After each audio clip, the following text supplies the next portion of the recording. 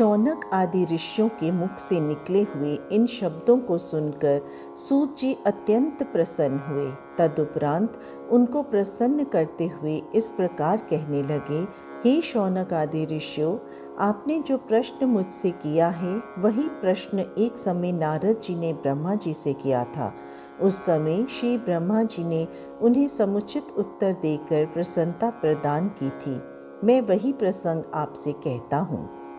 एक बार देव ऋषि नारद जी तपस्या करने के निमित्त हिमालय पर्वत पर जा पहुँचे और वहाँ श्री गंगा जी के तट पर बैठकर अत्यंत कठिन तपस्या करने लगे। उन्होंने निश्चल भाव से सहस्त्रों वर्षों तक घोर तपस्या की।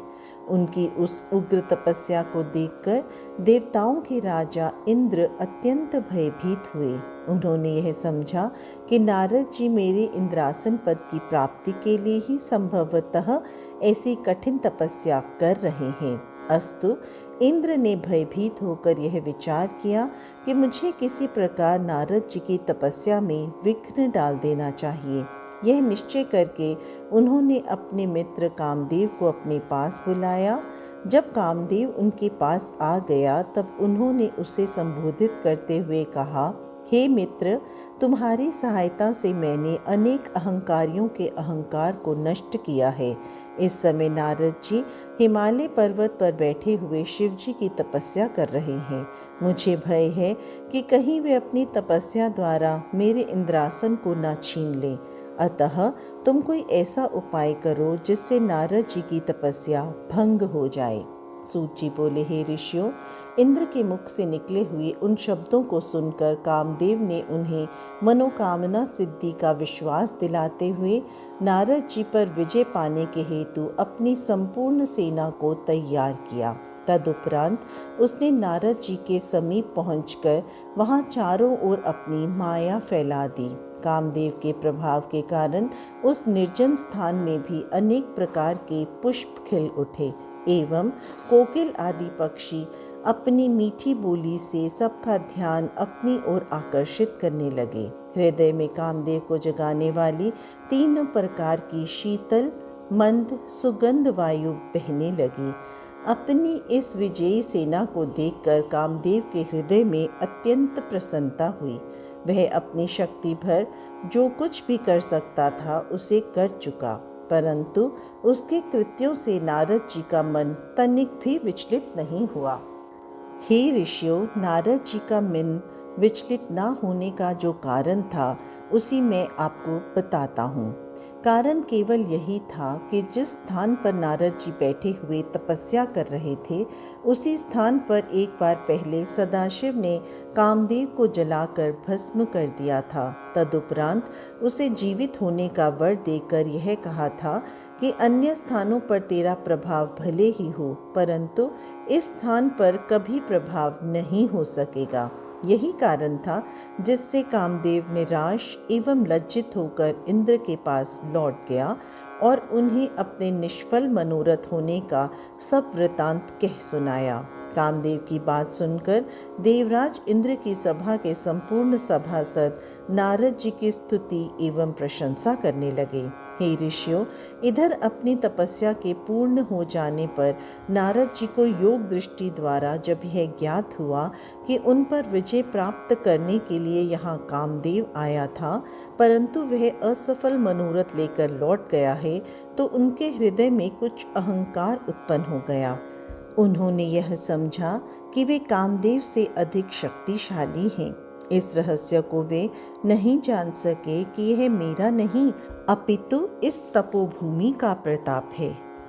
अस्तु, नारद जी अपने तपोबल पर अत्यंत गर्व करते हुए वहां से उठकर शिव जी के पास जा पहुँचे और अत्यंत प्रसन्न होकर उन्हें अपनी तपस्या का सब हाल सुनाने लगे। नारद जी की बात सुनकर शिव जी ने उन्हें समझाते हुए कहा, हे देव ऋषि, कामदेव पर विजय पाने की सामर्थ्य तीनों लोकों में किसी के पास नहीं है। तुमने मुझसे जो यह बात कही, परंतु मैं तुम्हें समझाता हूँ कि तुम विष्णु लोक में जाकर इस बात को मत कह बैठना। तुम इस बात को अपने मन में गुप्त ही रखना।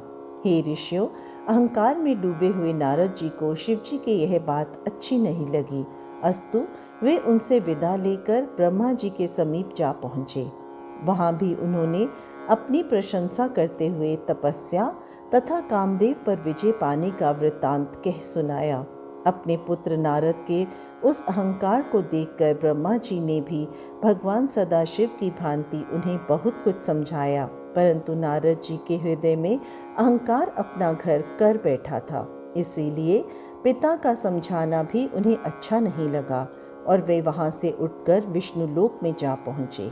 नारद जी को आया हुआ देखकर भगवान विष्णु ने अपने आसन से उठकर उन्हें अपनी छाती से लगाते हुए कहा, हे देव ऋषि, अब तक आप कहाँ रहे?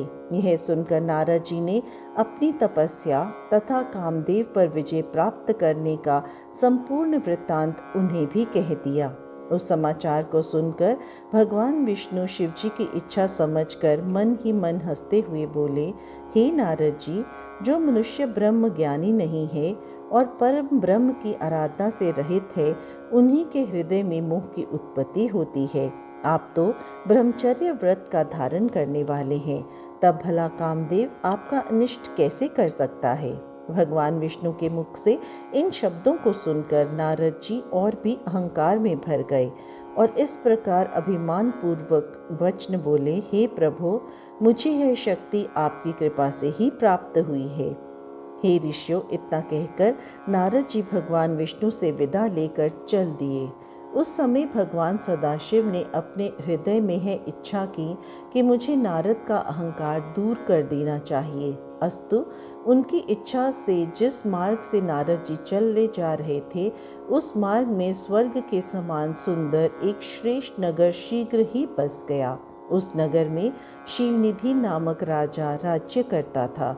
जिस समय नारद जी उस नगर से होकर जा रहे थे, उस समय उस राजा की कन्या के स्वयंवर का आयोजन हो रहा था।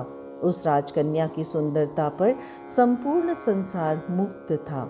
नगर निवासियों द्वारा जब नारद जी को यह वृत्तांत ज्ञात हुआ तो वो भी उस स्वयंवर सभा में जा पहुँचे। अब राजा शीलनिधि ने अपनी सभा में नारद जी को पधारते हुए देखा तो उसने आगे बढ़कर उनका अत्यंत सम्मान किया, फिर उन्हें ले जाकर अपने आसन पर बैठा दिया। इसके उपरांत उस राजा ने अपनी परम सुंदर कन्या को भी बुलाकर नारद जी के सम्मुख उपस्थित कर दिया। बहुत समय तक नारद जी उस कन्या के अनुपम स्वरूप को अपलक दृष्टि से देखते रहे। तदुपरांत जब उन्होंने उस कन्या के लक्षणों का विचार किया तो यह पाया कि जो भी मनुष्य इस कन्या का पति होगा, वह संसार में अमर होकर अक्षय कीर्ति को प्राप्त होगा, युद्ध में कभी किसी से परास्त न हो सकेगा। कन्या के इन लक्षणों को विचार कर नारद जी वहां से उठकर अपने मार्ग पर फिर चल दिए, परंतु इस समय उनका मन काम के वशीभूत होकर उस कन्या को स्वयं प्राप्त करने को लालायित हो रहा था। इस प्रकार वे अपनी बुद्धि के विपरीत कामदेव के जाल में फंस गए। उन्होंने यह भी विचार किया कि जब तक मैं सुंदर नहीं हूँ तब तक मुझे उस कन्या का मिलना असंभव है, क्योंकि स्त्रियां सुंदरता को ही अधिक प्यार करती हैं।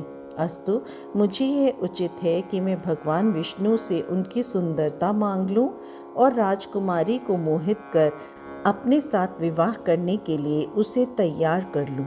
हे ऋषियों, इस प्रकार निश्चय कर नारद जी वहीं मार्ग में एक स्थान पर बैठकर श्री विष्णु का ध्यान करते हुए प्रार्थना करने लगे कि हे प्रभु, संसार में आपके समान मेरा हित चिंतक अन्य कोई नहीं है। अस्तु आप यहीं प्रकट होकर मेरा मनोरथ पूर्ण करें। नारद जी की प्रार्थना को सुनकर श्री विष्णु उसी स्थान पर प्रकट हो गए। जब नारद जी ने उन्हें अपना मंतव्य सुनाया तो उन्होंने उत्तर दिया, हे नारद, जिस प्रकार वैद्य रोगी की इच्छा के प्रतिकूल भोजन देता है, उसी प्रकार मैं भी आपकी सेवा करूंगा। इतना कहकर श्री विष्णु अंतर्ध्यान हो गए। नारद जी उनके गूढ़ वचनों का भावार्थ नहीं समझ सके। अस्तु नारद जी का संपूर्ण शरीर श्री विष्णु जैसा हो गया, परंतु उनका मुख बंदर जैसा बना रहा। नारद जी वहां से उठकर शीघ्रता पूर्वक पुनः राज्य सभा में जा पहुंचे। नारद जी बारंबार उचकते हुए मन ही मन यह विचार करके प्रसन्न होने लगे कि अब राजकन्या मुझे छोड़कर अन्य किसी को वरण नहीं करेगी। उस सभा में नारद जी के इस नए स्वरूप को कोई नहीं देख सका, अतः सबने उन्हें नारद समझकर ही प्रणाम किया। भगवान सदाशिव के दो गण भी ब्राह्मण का रूप धारण किए हुए बैठे थे। उन दोनों से यह रहस्य छिपा न रह सका। अस्तु वे दोनों नारद जी के पास जाकर बैठ गए। उन्होंने मुस्कुराते हुए नारद जी से कहा, हे मुनि श्रेष्ठ, आपको तो भगवान विष्णु ने अत्यंत सुंदर रूप प्रदान कर दिया है। अब भला राजकन्या आपको छोड़कर अन्य किसी को क्यों स्वीकार करेगी? सूत जी ने कहा, हे शौनक आदि ऋषियों, इसी बीच वह राजकन्या भी स्वयंवर सभा में आ पहुंची। जब उसने नारद जी के उस भयानक स्वरूप को देखा तो वह अपने मन में अत्यंत अप्रसन्न हुई और मुंह फेंक कर दूसरी पंक्ति में अपने योग्य पति को ढूंढने लगी। इधर नारद जी की यह दशा थी कि वे बारंबार उचक उचक कर चारों ओर से उस राजकन्या के समीप पहुंचने का प्रयत्न करते थे। शिव जी के वे दो गण नारद जी की इस दशा को देखकर परस्पर और अधिक हास्य कर उठे। ठीक उसी समय भगवान विष्णु उस सभा में आ पहुंचे। उन्हें देखते ही राजकन्या ने प्रसन्न होकर गले में वरमाला डाल दी। यह देखकर अन्य सब राजा तो निराश हुए ही, देव श्री नारद जी अत्यंत क्रोधित हो गए। उस समय उन दोनों शिवगणों ने नारद जी से यह कहा, हे मुनिराज, आप इतने दुखी क्यों होते हैं? कृपया कर अपने मुख को किसी दर्पण में तो देख लीजिए।